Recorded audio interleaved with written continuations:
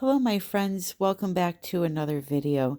So today I'm doing a collaboration with Giavanna from Giavanna Designs, and we decided for the new year, we decided this a way back, that we were going to do a Dutch pour that looked like it was spilling out of a champagne bottle. So for my part of the collaboration, I chose to take this old 20 by 20 acrylic pour painting I had done a long time ago that I did not like. And what I'm going to do is I'm going to preserve one area of it for my wine bottle, and then I'm going to pour over the rest. And I'm going to show you next how I plan on achieving that. I just wanted to show you this cute little guy I found in my painting. I don't know if you can see him or not, but there he is poking out.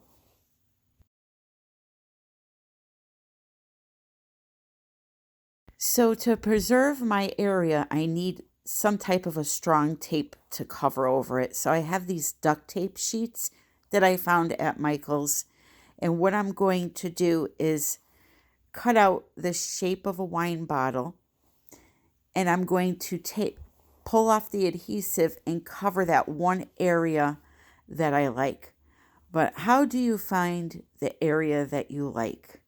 What I chose to do was I chose to take this bottle, and in all four corners, I decided to trace an outline to see what it would look like after I had traced it and removed the paper. So you can see here with the outline, that's what one wine bottle would look like. Then I did another one, which would have only that design. You got to kind of just concentrate inside the lines. That's what the bottle's going to look like. So I kind of addressed and figured out that I wanted this one right here to be the design on my wine bottle. So next what I did was I took some heavy body, opaque, white acrylic paint. Now, even though it's opaque, you're still going to see some of this painting through the paint, but that's okay. You're blocking out a good percentage of that painting so that when you pour your white over it, you're never going to see it through your white paint. Or if you choose black, you could go with a darker color. So I just basically painted the entire canvas white except for this one wine bottle right here, or I should say champagne bottle. I whited out the whole thing except that one area. One tip, do not use a Sharpie like I did, especially if you're doing white. If you're doing black or a darker color, it's fine, but white, after I poured my white base on this, I was still able to see a little tiny hint of that Sharpie through the white surface. So I had to go back with the same white paint and kind of paint over it to mask it. But use a pencil or something a little bit lighter. Do not use a Sharpie. That's only if you're using white as your pouring base. If you're using black or something like that, it won't matter. So now I'm going to take my bottle that I cut out, and I'm going to peel off the back of it, and I'm going to stick it to the canvas.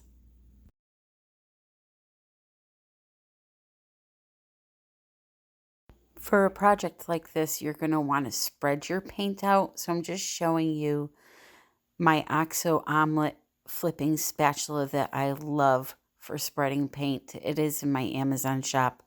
It has a really fine blade and it's silicone, and it just spreads the paint so nicely. You want to be careful with the amount of paint you put by your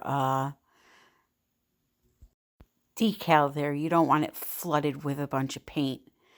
So the next thing I did was I started laying down my colors. I used Prussian blue, bright aqua green, Egyptian coin gold from Color Art, and those were the main colors there that I decided to use. Now, for this, I wanted to use my airbrush more than a blow dryer. I wanted to be able to control where the splattering of paint went. So I took Flow, which is my mini blow dryer, which is the best Dutch pour blow dryer ever, in my Amazon shop. It's a white blow dryer with a blue back, I believe. Very powerful for a mini dryer, and it makes the most beautiful fans and Dutch pours that I have ever seen. It's got a nice rectangular concentrator on it.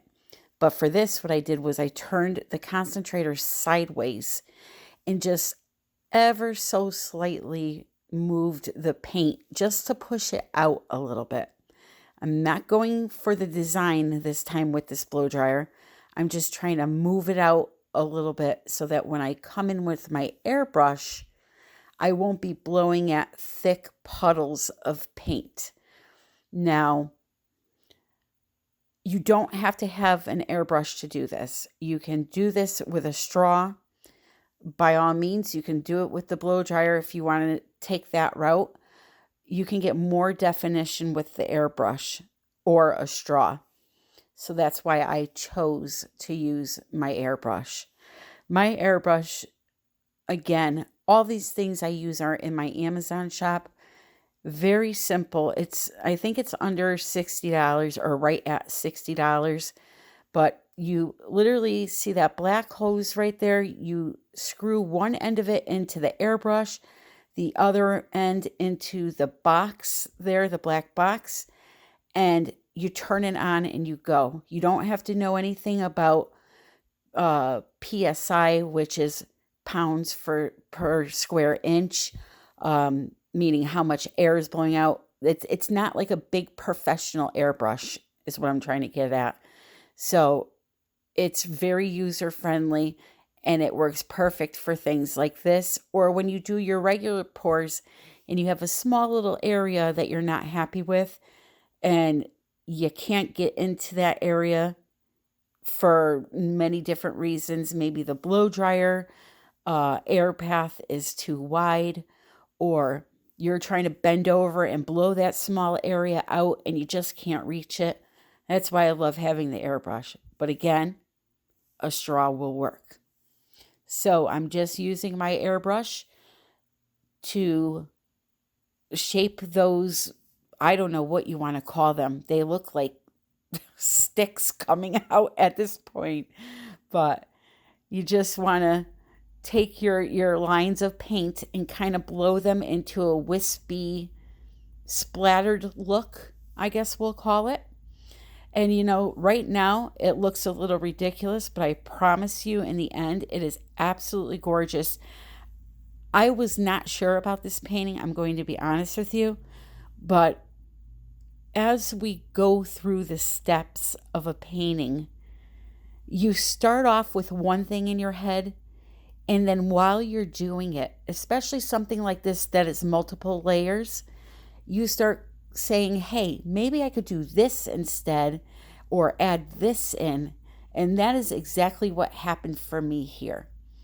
So I blew out the colors, and that white that you see me putting through the paint right now with a popsicle stick is actually some Dragon Fly Glaze mixed into Floetrol. And although it looks white, when it dries, it's a beautiful blue color. I just love the way this looks. There's a lot of depth, there's a lot of movement, and once I get this adhesive off the canvas here, it really starts coming to life. But what really helps is the next step, which is the resin and the gold that I put into this.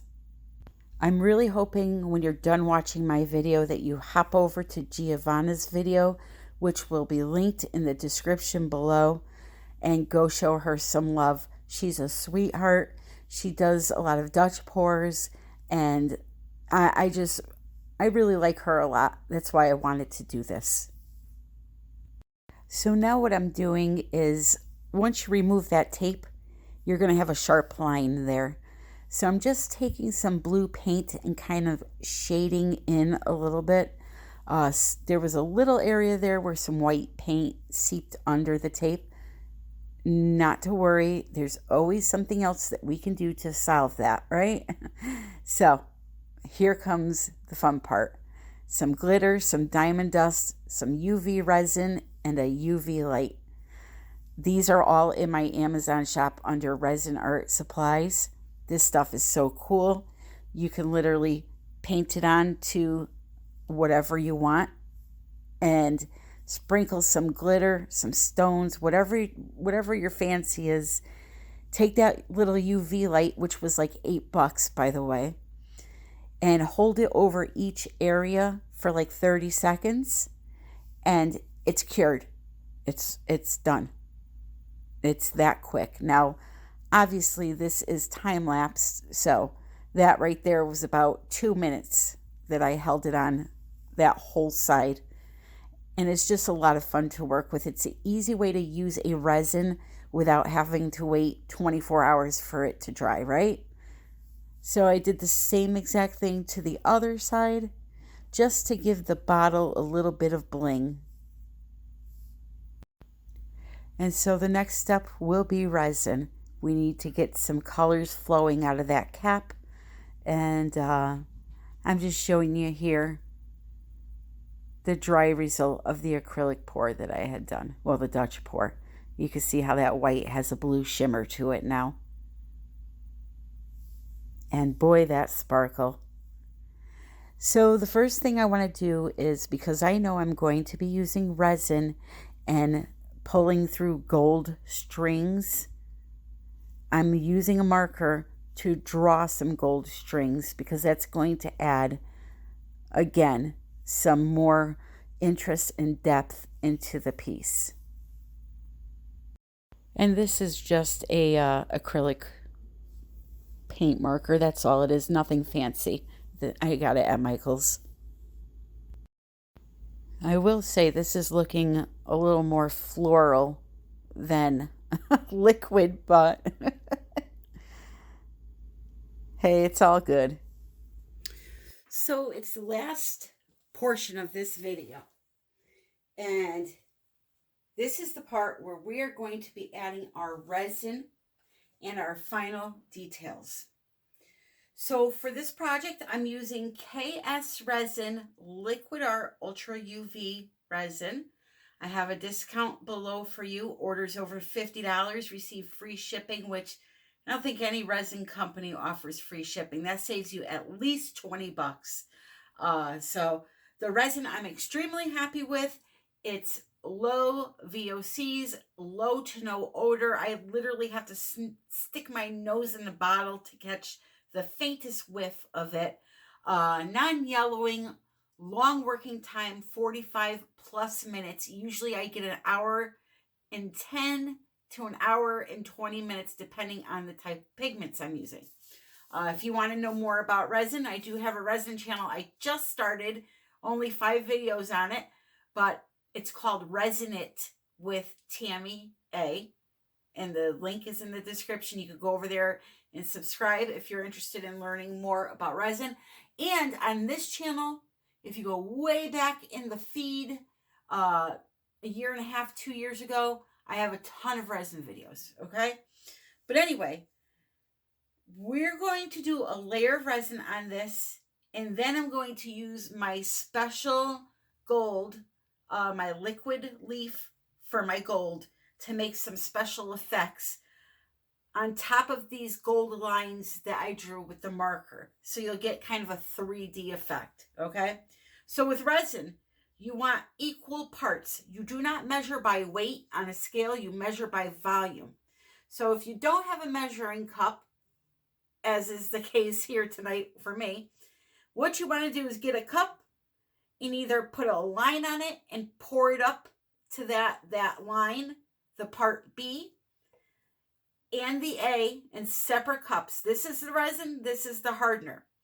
When you go to mix them, now almost all resins, I think there's one out there that you weigh by, you measure by weight, but almost all resins are by volume, which means equal parts of A and B. When you go to mix them, always pour A into B. not the other way around. And the reason for that is A is much thicker than B. And when you go to scrape the sides of your cup, because when you mix resin, you got to mix it really good. You got to scrape the sides of the cup. You got to scrape the stick off. You got to scrape the bottom. You got to make sure you get every little bit so you don't have any soft spots in your surface. If you pour the B into the A, it's a lot harder to get that resin off of the sides of the cups than it is the harder, because it's a lot thinner. So always pour B into A. I'm sorry, A into B. So always pour your resin into your hardener, okay? I'm going to just move this to the side so I don't drip on my canvas while I scrape the rest of it out of the cup. And then I'm just going to show you really quick how to mix it.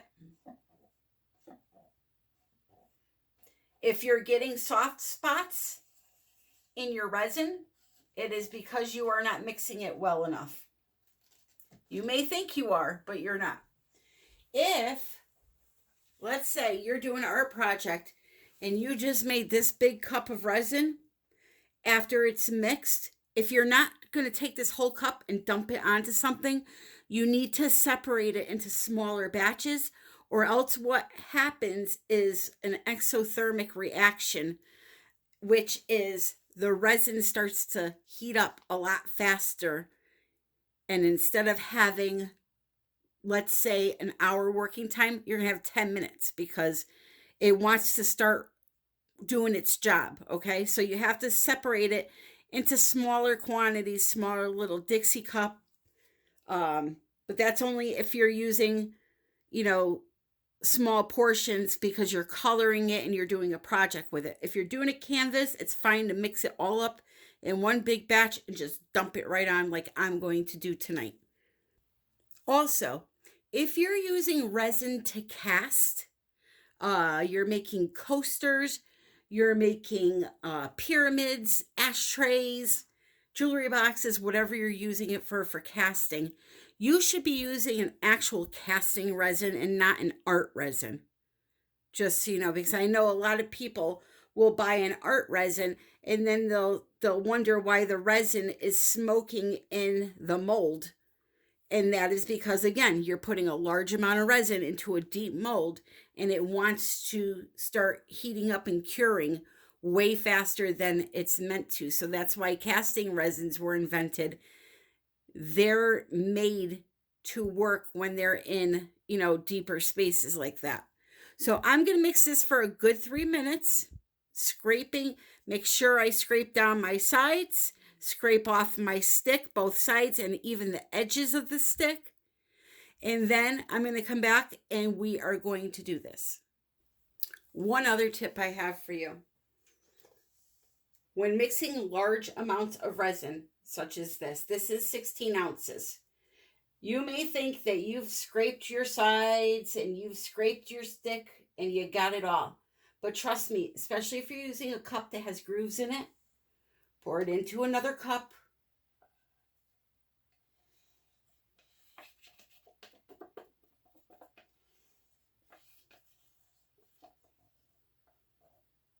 You can even go as far as getting a new stick if you're not comfortable and you want to make sure that you get this right. I'll tell you what, you're going to want to waste another cup instead of wasting a whole layer of resin. All right, so now that I scraped that out of there, I know this resin has been mixed good in that other cup and there's not any unmixed hardener hanging out in these grooves. Whatever's unmixed is going to be right in the center, and I'm going to be able to mix it really, really quick like this, and it's all done. Okay? That simple. So now what I'm going to do is I'm going to separate just a little bit of this clear resin for my gold. And I'm not going to get into a thorough resin video here for you. Like I said, I have my other channel and older videos. But there's a couple of ways that you can color resin. You can, for my gold, this is the only gold I'll use. It's called liquid gold. It's basically spray paint in a can that you don't have to spray out. It's just liquid. This stuff makes magical effects in your resin, and I will show you them when we're done. Montana Black is the name of the brand. The color is gold spray paint. I have these in my Amazon shop under the Resin Art Supplies. Another really, really good gold to use. If you were to get a spray paint, what you would do is spray it into a cup like this. Make sure it's plastic because spray paint eats through plastic. Make sure it's paper, I mean. So you would spray it into the paper cup, and then you would drizzle a little bit of that liquid spray paint into your resin to color it. There's Tester's Model Paint, works good in resin as a colorant. There's Liquid Leaf, liquid gilding paint, or liquid leaf I call it. There is acrylic paint. You can use an acrylic paint to color your resin. Just remember though, acrylic paints are mixed with binders, and binders will speed up your work time and make your resin very thick in about half of the time that something like this would. Okay, so with this, you get an hour and 10 minutes. With something like this, you get 25 minutes. So that's why I like to use resin specific products for resin and not other products. A lot of times people ask me, primary elements, can you use them in resin? The answer is yes and no. On their own, no. Color Art sells, well, first of all, Color Art sells its own resin pigment line, which is gorgeous. So you wouldn't have to worry about any of this other stuff I'm about to tell you, but they sell a product called Art Fluid, which you can put your primary elements into a cup, put a couple of drips of this solution in there. It will dissolve the pigments, and then you can add them to your resin. The problem that I have with that is that you're adding that foreign liquid into your resin, and I have noticed a slight acceleration with the work time with that. So if you want to use your primary elements, you can use that, but remember, you're not going to get the full working time out of your resin. It's going to be shortened.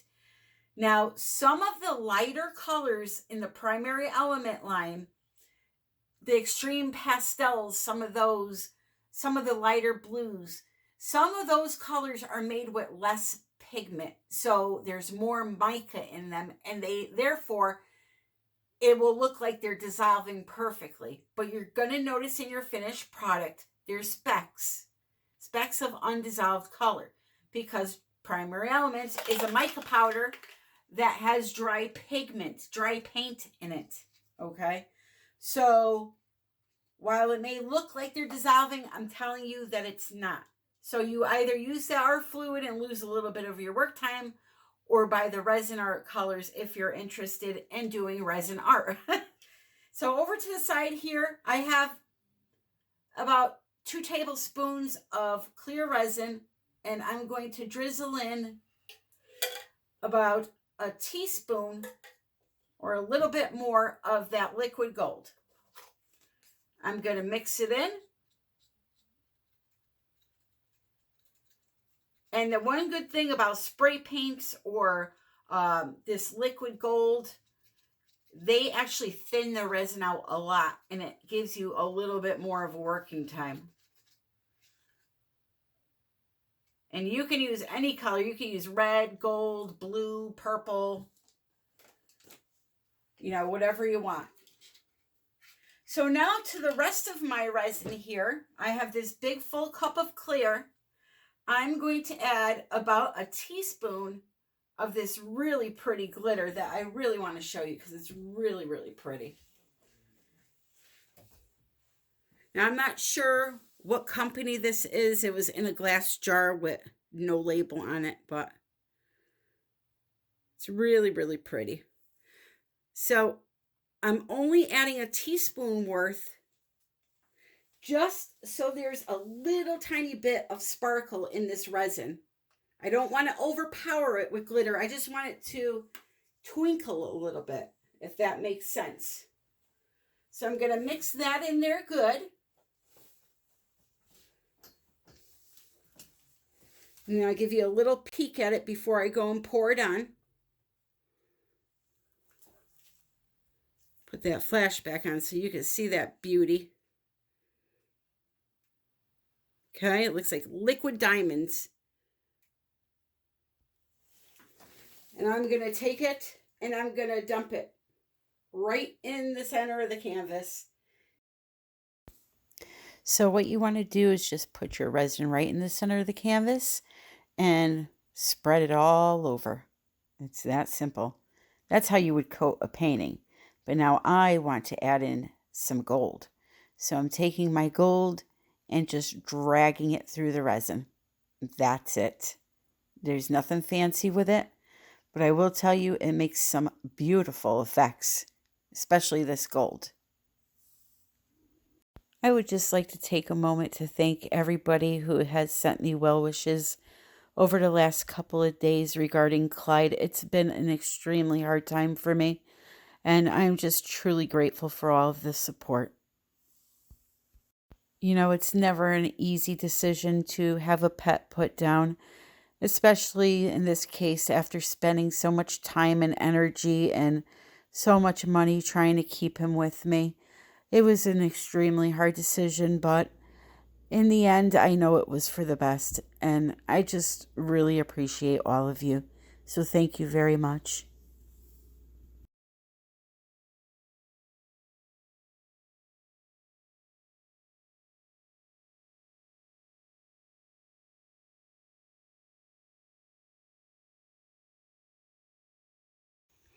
Can I just say I am absolutely loving this. So let me give you my close-up. You know, two things with this gold that I just put down. First, I want you to look at this cool effects that you get just by pulling it through clear resin. It looks like molten gold. That's the first thing. All right. Now, second thing, if you want, you can use your torch on it, and I will do one to show you. And it will make this cool chain-like effect. I mean, look at that. Look how 3D that looks. I absolutely love that gold. Now, another thing that you can do, and I may continue to work on this afterwards. I may leave it alone, or I may put in another clear coat and just one more layer of gold stripes to really make it look 3D. To me, this is looking more like a vase than a bottle of champagne this build, but hey, take what you could get on Tammy Anderson art, right? So anyway, I kind of weaved it down to the top of the bottle to make it look like it was coming out. Yeah, I really love it. But let me show you this torch thing. So if you go just right along the gold, give it a few minutes to work. It's hard to do this while holding the camera. You'll see it start to lace open. See that? Let me do a little bit more here. Sorry if I'm off camera. I can't really see what I'm doing right now.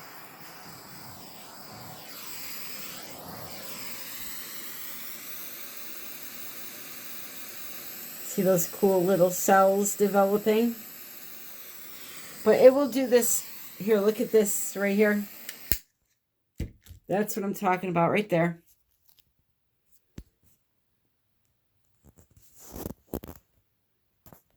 Look at that.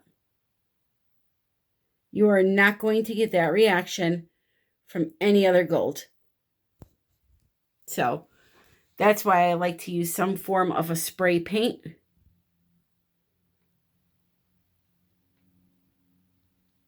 I just love it. So the next view is going to be on the wall. Let's see how it looks. So here she is, and whether she looks like a big, beautiful bouquet of flowers or a spilled bottle of champagne, which is blue. I don't know why champagne would be blue, but anyway, it's my interpretation. I love it. I absolutely love it. I think it's unique. It's something different. It challenged me, and I had a great time doing something other than the norm. So if you enjoyed the video or if you learned something from it, please click like. Please subscribe if you're not a subscriber. I would love to have you as one of my happy pourers. And don't forget about United We Pour Fluid Art Group. You can share your artwork there. It's a great place to make friends that like things that you like the same things that you like. Everything is in the description below, including the link for Giavanna's video. I love you all, and until next time, my friends, happy pouring.